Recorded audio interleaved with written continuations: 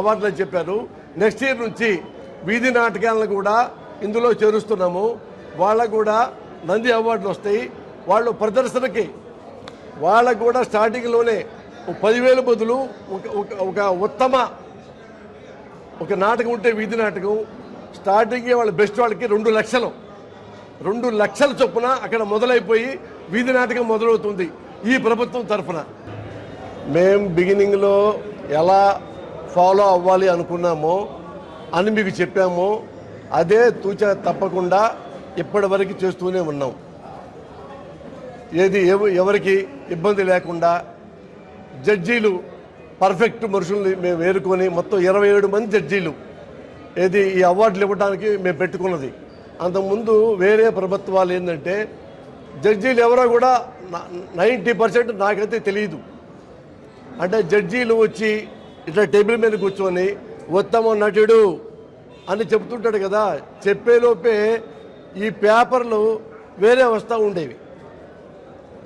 వేరే ముఖ్యమంత్రి గారి బావమర్దో ఇంకొకళ్ళు వచ్చేసి ఇందులో వీళ్ళు అసలు యాక్చువల్గా సినిమాలు మొత్తం చూడరు, నాటకాలు మొత్తం చూడరు. ఇవన్నీ లేకుండానే వచ్చే కళాకారులందరూ బయట వెళ్తూనే తిట్టుకుంటూ కనీసం వాడు మొత్తం జడ్జి కూడా మొత్తం చేయలేదు, నాకు ఎందుకు రాలేదు అని వాళ్ళు ఏడవటం, బాధపడటం, తిట్టుకోవటం, డిసప్పాయింట్ మాట్లాడటం మేము చూసాం. ఇవన్నీ తీసుకెళ్ళి ఈ కొత్త ప్రభుత్వం వచ్చిన తర్వాత ఈ ప్రభుత్వం ముందు ముఖ్యమంత్రి గారి ముందు ఇవన్నీ పెట్టడం జరిగింది. అన్న ఇలా జరుగుతుంది, ఎలా జరుగుతుందో నాకు తెలుసు, నేను ముఖ్యమంత్రి కాకముందు నీకు తెలుసు కదా, నువ్వు కూడా ప్రెస్ మీట్లో అన్ని చెబుతుంటావు కదా, వాళ్ళు అన్యాయంగా తీసుకున్నారు, వీళ్ళు అన్యాయంగా తీసుకున్నారని. మరి ఈ సీట్లో నువ్వే కూర్చొని అన్యాయం లేకుండా న్యాయంగా చేయి, మరి అంత క్లియర్గా నువ్వు చేస్తే నీకు గిఫ్ట్ ఇస్తా అన్నారు. అక్కడ నుంచే ప్రతి మాట కానీ ప్రతి అంశం కానీ అన్నీ మా ఎండీ గారికి, మా జనరల్ మేనేజర్కి, ప్రభుత్వానికి చెప్పుకుంటూ ఒక్కో స్టెప్ తీసుకుంటూ ఇక్కడ దాకా వచ్చాము. ఎక్కడి దాకా వచ్చామంటే ఎవరైతే ఇదివరకు ఆంధ్రప్రదేశ్లో నాటకం వేయాలంటే నంది అవార్డుల కోసం హైదరాబాద్ రావాల్సి వచ్చేది, రవీంద్ర భారతిలోనే ప్రదర్శించేవాళ్ళు. అది వైఎస్ఆర్ గారు వచ్చిన తర్వాత ఇదేంటయ్యా ఎక్కడో శ్రీకాకుళం నుంచి, ఎక్కడో నెల్లూరు నుంచి, ఎక్కడో వేణుగోపాల్ కృష్ణ గారి వాళ్ళ ఊరిలో నుంచి అంత దూరం నుంచి హైదరాబాద్ ఎట్ట వస్తారు, మొత్తం జనాలు వేసుకొని లారీలు వేసుకొని వద్దు. ప్రతి జిల్లాలో కూడా ప్రతి ఏరియాలో ఇంపార్టెంట్ ప్లేసుల్లో ఆడిటోరియంస్ డెవలప్ చేయండి, నేను డబ్బులు ఇస్తానని చెప్పి ఆయన డబ్బులు ప్రభుత్వం ద్వారా ఇచ్చి ఎన్నో ఆడిటోరియంస్ కట్టారు చాలా జిల్లాల్లో. అప్పటి నుంచే వీళ్ళకి రిలాక్స్ అయిపోయి కొద్దిగా మన కళల మీద నమ్మకం కలిగింది. అలాంటి ఆ మహానుభావుడి పేరు మీదే ఆ వైఎస్ఆర్ రంగస్థల పురస్కారం అవార్డు 5 లక్షలు పెట్టడం జరిగింది. ఇది ఫస్ట్ ఆఫ్ ఇట్స్ కైండ్. 5 లక్షలు పెట్టడం, 5 లక్షలు పెడితే డబ్బులు ఎక్కువ లెక్క కాదు, అంటే వాళ్ళకున్న విలువను పెంచడం కోసం. వీళ్ళంత గొప్పవాళ్ళు కళాకారులు ఎంతో కష్టపడి వస్తారు అని ఇలాంటి విధానాలు ఈ ప్రభుత్వంలో కూడా వైఎస్ఆర్ గారు ఏం చెప్పారు, అలాగే జగన్ గారు కూడా మాకు అలాగే అడ్వైజ్ చేయడం జరిగింది. ఆయన చెప్పిన హామీతోనే నేనేం చెప్పబోతున్నానంటే మీకు వర్క్షాపులు మొత్తం పెట్టండి మురళి అని చెప్పాడు. వర్క్షాపులు మొత్తం, ఎందుకంటే వీళ్ళు వస్తున్నారు, వాళ్ళు పెద్దవాళ్ళు అయిపోతున్నారు, 70 ఏళ్ళు 80 ఏళ్ళు 85 86 ఏళ్ళు వాళ్ళు కూడా జడ్జీలు ఉన్నారు ఇప్పుడు మన దాంట్లో. ఒక అతనికి 86, ఒక అతనికి 84. అంత పెద్దవాళ్ళని కూడా లేపుకొని బ్లెస్సింగ్స్ తీసుకొని ఎడు తీసుకొచ్చాం. ఇక కంటిన్యూగా మన కొత్త వాళ్ళు రారు కదా, అందుకని వర్క్షాపులు పెట్టండి. మళ్ళా నటులు కొత్త వాళ్ళు, మళ్ళా నటీమణులు, మళ్ళా డైరెక్టర్లు, మళ్ళా జడ్జెస్, ఇవన్నీ వర్క్షాప్ పెడితే నేను మొత్తం మీకు ఏం కావాలో అరేంజ్ చేస్తానని చెప్పాను. వర్క్షాపులు గ్యారంటీగా పెడుతున్నాం ఫర్దర్గా. దీని తర్వాత ఇప్పుడు కళాకారులు చూడండి, ఉత్తమ నటుడు 10,000, ఉత్తమ ఇంకోడు 10. ఈ 76 ఈ అవార్డులో ఒకవేళ 10,000 ఇక్కడ నుంచి నెక్స్ట్ ఇయర్ నుంచి మళ్ళీ ముఖ్యమంత్రిగా ప్రమాణ స్వీకారం చేసిన తర్వాత మళ్ళీ మేము నంది అవార్డులు పంచుకున్న తర్వాత వస్తున్న తర్వాత 10,000 5 రెట్లు పెంచుతున్నాం. ఉత్తమ నటుడికి 10,000 కాదు 50,000. ఇట్లా ఏమేమి 10,000 ఉన్నాయో అది 50,000 చొప్పున ఈ ప్రభుత్వం నెక్స్ట్ ఇయర్ నుంచి ఇస్తుంది. ఇది నేను సీఎం గారితో చూస్తే నేను షాక్ అయిపోయా. ఇంత రెట్లు పెంచారా అంటే ఎన్ని రెట్లు మనం హానెస్ట్గా ఉండాలి. ఎందుకు ఇస్తున్నాడు ఇన్ని రెట్లు సీఎం గారు అంటే వాళ్ళ కష్టానికి. మరి ఎవరైతే కష్టపడి అవార్డు అర్హుడవుతాడో వాడికే మరి పర్ఫెక్ట్ అది మన చేతుల్లో ఉంది. ఆయన ఎంకరేజ్ చేస్తారు. మనం ప్రాక్టికల్గా ఉండి ఎవరు గుడ్డు ఎవరు బ్యాడ్, ఎవరు అర్హుడు ఎవరు అనర్హుడు అని చెప్పడానికి మంచి జడ్జీలు మనం ప్లాన్ చేసుకొని ఇలా చేస్తున్నాము. ఇలాగా మమ్మల్ని గైడ్ చేస్తూ ముందు నడిపిస్తుంది ఈ ప్రభుత్వం. కాబట్టి ఎప్పుడు ఎక్కడ ఈ ప్రభుత్వం ఉన్నంత కాలం కాకపోయినా ప్రభుత్వం ఉన్నంత కాలము ఎవరైతే అర్హుడు ఉన్నాడో వాడే నంది తీసుకెళ్తాడు ఇంటికి. ఇది 100% నేను భరోసా ఇస్తున్నా ఈ ప్రభుత్వం తరఫున అన్నా. ఈరోజు గుంటూరు పట్టణంలో 22వ నంది నాటక ఉత్సవాలు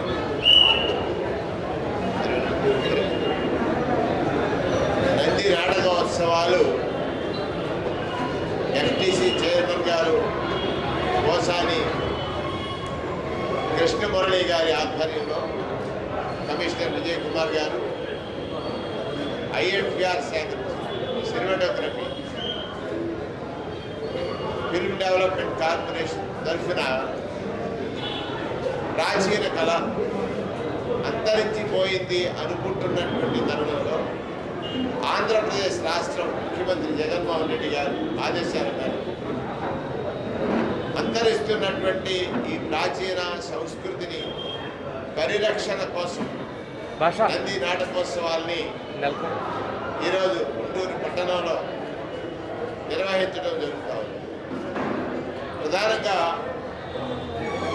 దీనిలో పారదర్శకతకి పెద్దపీట వేసి ఎవరైతే ప్రతిభావంతులు ఉన్నారో వారి ప్రతిభకి ప్రభుత్వం తరఫున పారితోషికం అంటే దానికంటే ప్రోత్సాహకం, వారిని ఉత్సాహపరిచేటువంటి దీనిలో నాటకోత్సవాలు నిర్వహించాలని ఆంధ్రప్రదేశ్ రాష్ట్ర ప్రభుత్వం నిర్ణయించింది.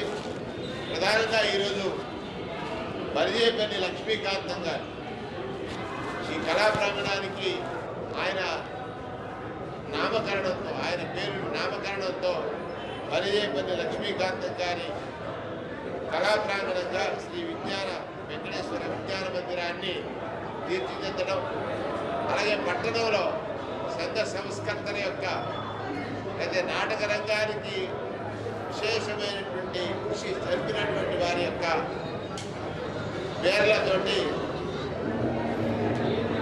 హోర్డింగ్స్ని ఏర్పాటు చేయడం, వారి కళాధోరణాల ద్వారా వారి నామాన్ని ఉచ్చరించేటువంటి కార్యక్రమాన్ని నిర్వహించడం, ఈ పోటీల్లో 73 అవార్డులు గెలుచుకోవడం కోసం 38 నాటక సమాజాల నుంచి 1200 మంది కళాకారులు, 38 మంది నాటక సమాజాల నుంచి 1200 మంది కళాకారులు పాల్గొంటూ ఉన్నారు. నాటక పోటీల న్యాయ నిర్ణేతలుగా ఒక్కొక్క విభాగానికి ముగ్గురు చెప్పిన 15 మందిని న్యాయమూర్తులుగా దీనికి వ్యవహరిస్తూ ఉన్నారు. మొదటిసారి నటీనటులకు ఏసీ హోటల్లో, అంటే ప్రధానంగా ఈ నాటక రంగానికి ఎక్కడ ప్రోత్సాహం తగ్గిందంటే వారికి వసతి సరైనది ఇవ్వనటువంటి పరిస్థితులు ఉన్నాయి. ఇవాళ ఆంధ్రప్రదేశ్ రాష్ట్రంలో వారిని అందరినీ కూడా వారిని మాకు చీఫ్ గెస్ట్గా భావించి వారికి వసతి ఏసీ రూములు ఏర్పాటు చేయడం ద్వారా, వారికి భోజన వసతి వచ్చి టీటీడీ కళ్యాణ మండపంలో ఏర్పాటు చేయడం ద్వారా, ఆడిటోరియం దగ్గర ఇప్పుడు మెడికల్ ఫెసిలిటీస్, శానిటరీ అంటే పరిశుభ్ర వాతావరణాన్ని కూడా మిగల్చడానికి అన్ని రకాల ఏర్పాట్లు కూడా చేయడం జరిగింది. ప్రతిరోజు ఉదయం 9:30 నుండి రాత్రి 10 గంటల వరకు 5 విభాగాల్లో ప్రదర్శనలు నిర్వహించాలని, వాటికి ఉచిత ప్రవేశానికి ఉచితమే, ప్రేక్షకుల సౌకర్యం కోసం ఆడిటోరియం ఆవరణలో ఫుడ్ కోర్ట్స్ కూడా ఏర్పాటు చేయడం జరిగింది. ఆ కళా ప్రజల్ని సజీవంగా ఉంచడం కోసం చేసే ఒక గొప్ప ప్రయత్నం నంది నాటకోత్సవాల్ని, అలాగే బాలలు ప్రదర్శించే వీధి నాటకాలకు కూడా అవార్డులు ఇవ్వాలనేటువంటి ఒక సంకల్పం. అంటే మాకు నటుడు ఏ రూపంలో ఉన్నా అతని నటనా కౌశల్యాన్ని వెతికి పట్టి ప్రభుత్వం ద్వారా ప్రోత్సాహం అందించాలి, ప్రభుత్వం ద్వారా గుర్తింపు ఇవ్వాలి, సమాజంలో అతని పట్ల సమాజం అంతా కూడా గౌరవించేటట్టుగా ప్రభుత్వం వారికి వసతులుగా వారికి ఈ అవార్డ్స్ ఇవ్వడం ద్వారా వారి సమాజంలో ఒక ఉన్నత స్థితిలో గౌరవింపబడతారనేటువంటి ప్రధానమైనటువంటి ఉద్దేశం ఇందులో ఇమిడి ఉంది.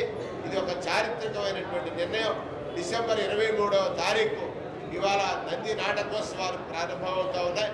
29వ తారీఖున ఈ నాటకోత్సవాలు ముగింపు సభ సాయంత్రం సమయంలో నంది నాటకోత్సవాలకి ఎవరైతే ఎంపిక కాబట్టేటువంటి వ్యక్తులు ఉన్నారో వారికి బహుమతులు ప్రదానం చేసేటువంటి కార్యక్రమాన్ని కూడా పూర్తిగా ప్రభుత్వం తీసుకుంది.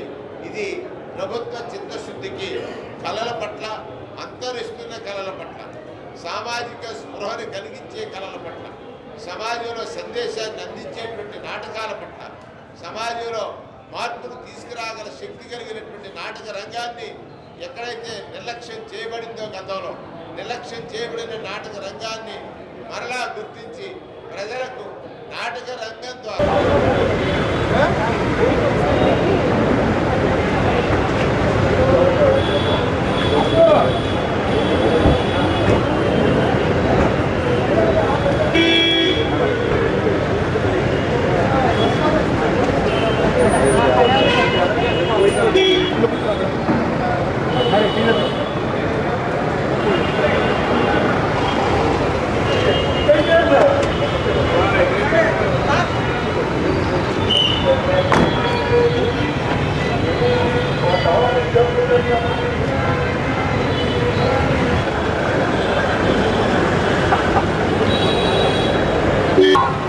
Para